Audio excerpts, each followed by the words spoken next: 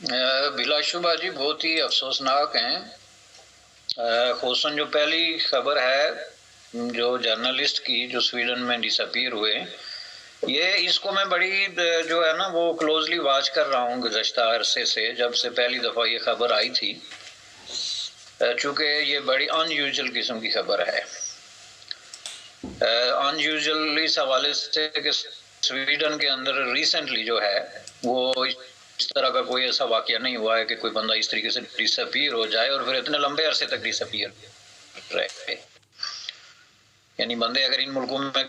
Disappear होते भी हैं तो कहीं उनको जो है वो एक लिमिटेड टाइम के अंदर जो है वो पुलिस ढूंढ लेती है या उनका कोई ना कोई पत्ता जो है वो मिल जाता है। तो इस हिसाब से मेरे लिए ये बड़ी एक इम्पॉर्टेंट खबर थी जो मैं देख रहा था। वैसे इसको मुख्तलिफ ज़ावियों से लोगों ने डिस्कस भी किया है, प्रेस में इस पे आर्टिकल भी आए हैं। जहाँ तक मैंने जो है वो पढ़ा है कि ये जो साहब थे, इनका बड़ा ज़बरदस्त किस्म का एक कंट्रीब्यूशन था एज ए जर्नलिस्ट पाकिस्तान में। पाकिस्तान के ये बी न्यूज़ में भी और डेली टाइम्स में भी काम करते रहे। एक रेपुटेशन थी उनकी as a reporter, as a journalist. और यहाँ आने के बाद जो उन्होंने बलूचिस्तान टाइम्स के नाम से जो अखबार के एडिटर थे, ये इम्पॉर्टेंट बात थी क्योंकि इसमें ऐसी स्टोरीज आती थी जो कि मतलब ऐसे ही हैं कि जिनको पाकिस्तान में पसंद नहीं किया जाता। यानी उनकी एक्टिविटीज़ का ताल्लुक स्वीडन में होने के बावजूद सारे का सारा जो है वो बलूचिस्तान और पाकिस्तान से बनता था। तो इसलिए जब वो डिसअपीयर उनका लफ्ज़ ही आया तो जाहिर है बहुत सारे लोगों ने ये सोचना शुरू किया कि ऐसा ना हो कि इनके जो है वो पॉलिटिकल एक्टिविटीज़ या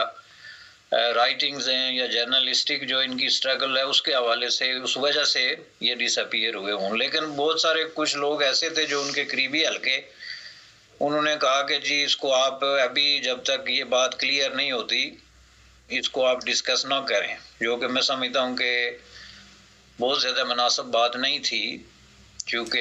अब ज़ाहिर है कि उनकी जो लाश मिली है, ये ज़ाहिर ज़रूरी नहीं कि उनको उसी वक्त मार दिया गया हो। मुमकिन है अगर उस वक्त इस मसले को बहुत बड़े पैमाने पे उठा लिया जाता और इस पे जो है वो इंटरनेशनल डिस्कशन लॉन्च हो जाती तो मुमकिन है वो बच सकते थे। अब देखें ना, ये दो चीज़ें इसके पीछे हैं कि जब हम चीज़ों को एज्यूम कर लेते हैं एक कि नहीं जी स्वीडन बहुत ही सेफ कंट्री है तो यहाँ बाहर से आके तो कोई किसी को कुछ नहीं कर सकता, और दूसरा ये है कि हम अगर किसी ऐसे अलमिये को एकदम एक्सपोज करें तो ये जल्दबाजी सी हो जाती है और बाद में अगर वो हमारे मौक़िफ़ से मेल ना खा रहा हो तो हमारी क्रेडिबिलिटी ख़राब हो जाती है। इस हवाले से जो दुनिया की जो जर्नलिस्ट बरादरी थी या ऐसे लोग थे वो खामोश रहे हैं, जो कि मैं समझता हूँ कि अच्छा तर्ज अमल नहीं था। चूँकि हर दो सूरतों में इस बात को एक्सपोज करने में ही दुरुस्त बात है, जिसको कहते हैं ना right thing to do is to expose it. अब इसमें हम किसी को ब्लेम करते कि ये काम किसने किया, लेकिन ये ज़रूरी था कि हम इसको बहुत इम्पॉर्टेंट और अर्जेंट इशू बना के तो डिस्कस करते। लेकिन चूँकि अभी तक भी ये मसला कंक्लूड नहीं हुआ है, चूँकि जो स्वीडिश पुलिस है या इंटेलिजेंस एजेंसीज हैं उनकी तरफ से अभी तक कोई रिपोर्ट नहीं आई है कि उन्होंने तो सिर्फ ये तस्दीक की कि ये जो है इनकी डेड बॉडी मिली है और उन्होंने उसको आइडेंटिफाई भी किया है। लेकिन ये है कि इनको कैसे कत्ल किया गया, क्या हादसा हुआ, ये चीज़ आने तक मैं समझता हूँ कि इस पे बहुत ज़्यादा बात करना मुनासिब नहीं। लेकिन मैं एक बात आपको बता दूँ कि आप गुज़श्ता 100 साल की हिस्ट्री देखें, दुनिया में जो रिप्रेशन या बिकॉज ऑफ पॉलिटिकल जो रिस्ट्रिक्शंस या पॉलिटिकल सुप्रेशन की वजह से जो लोग माइग्रेट होते रहे अपने मुल्कों से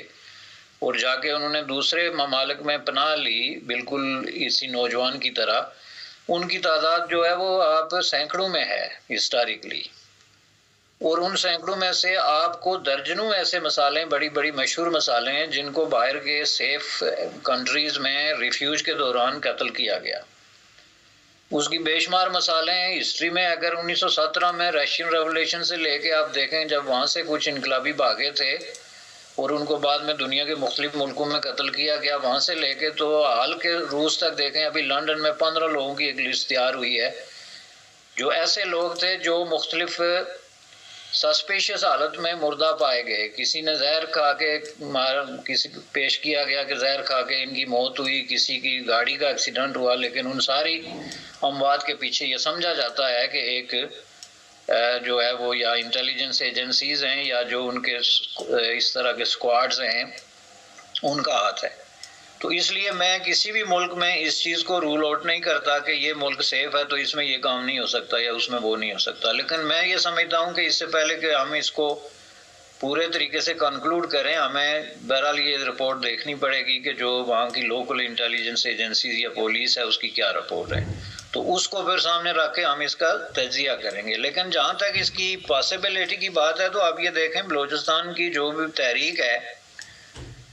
ख्वाह आप उससे इतफाक करें या ना करें, जो नेशनलिस्ट तहरीक है या लिबरेशन की मूवमेंट है, उससे मुंसलिक कई लोग जो हैं वो डिसअपीयर हैं जो बलूचिस्तान के अंदर, उनके हमदर्दों की एक बहुत बड़ी तादाद जो है वो विक्टिमाइज हुई है या जेलों में गई है। बहुत सारे लोगों पे मुकदमात चलाए गए, बहुत सारे लोगों को घरों से उठा के गायब कर दिया गया। तो इस हिसाब से अगर इसको इस तनाज़ुर में देखा जाए तो इसमें मुझे मेरे लिए कोई हैरत की बात जो है वो नहीं है।